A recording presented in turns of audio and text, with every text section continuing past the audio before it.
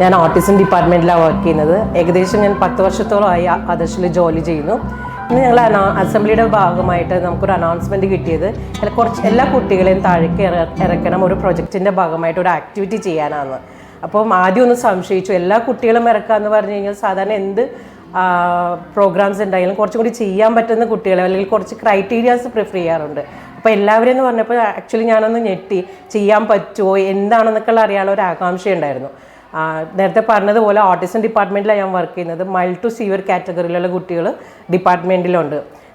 ഒരു എക്സ്പെരിമെൻറ്റ്, ഒരു trial and error പോലെ ഞങ്ങൾ എല്ലാ കുട്ടികളെയും താഴെ കൊണ്ടുവന്നു. അപ്പോഴാണ് സാറിൻ്റെ ആക്ടിവിറ്റീസ് നമ്മളെ കാണിച്ചു തരികയും ഓരോരോ കാര്യങ്ങൾ ഭയങ്കര ക്ഷമയോടെ ഓരോ കുട്ടിയുടെ അടുത്തും പോയിട്ട് കുട്ടിയുടെ ലേണിംഗ് സ്റ്റൈൽ അനുസരിച്ചിട്ട് സാറ് ആ ഒരു ആക്ടിവിറ്റി IMM ആ പ്രൊജക്റ്റിൻ്റെ ഓരോ ആക്ടിവിറ്റീസ് സാറ് ചെയ്യിക്കുന്നുണ്ടായിരുന്നു. എനിക്കത് കുറച്ചും കൂടി എന്താ പറയുക, എന്നെ അട്രാക്ട് ചെയ്തു ആ ആക്ടിവിറ്റീസ് എല്ലാം.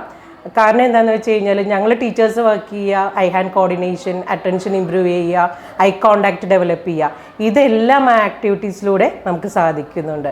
അപ്പോൾ എൻ്റെ ഒരു സജഷൻ എന്ന് പറഞ്ഞു കഴിഞ്ഞാൽ ഇതൊരു സ്കൂൾ കരിക്കുലത്തിൻ്റെ ഒരു ഭാഗമായിട്ട് കൊണ്ടുവന്നിട്ട് ഒരു 15 to 20 മിനിറ്റ്സോ എങ്ങനെയാണ് കുട്ടികളുടെ ലേണിംഗ് സ്റ്റൈൽ അനുസരിച്ചിട്ട് അത് ചെയ്ത് കൊടുത്താൽ കുറച്ചും കൂടി നല്ലതായിരിക്കും എന്നാണ് എൻ്റെ ഒരു ഫീഡ്ബാക്ക്.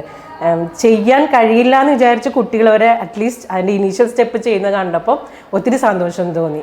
അതും സാറ് ഫസ്റ്റ് ടൈമാണ് ആ കുട്ടിയെ കാണുന്നത്. സാധാരണ ടീച്ചേഴ്സ് വന്നാലും അവർ ക്ലാസ്സിൽ മിങ്കിളാവാനും ആ കുട്ടിയെ മനസ്സിലാക്കാനൊക്കെ അറൗണ്ട് ഒരു 1 വീക്കെങ്കിലും എടുക്കും. പെട്ടെന്ന് ഒരാൾ വന്നിട്ട് ആ കുട്ടിയുടെ ലേണിംഗ് സ്റ്റൈലും അല്ലെങ്കിൽ എങ്ങനെയാണ് അത് ചെയ്യിക്കേണ്ടതെന്ന് നമ്മളോട് പറഞ്ഞു തരുമ്പോൾ ഒരു അത്ഭുതം തോന്നി.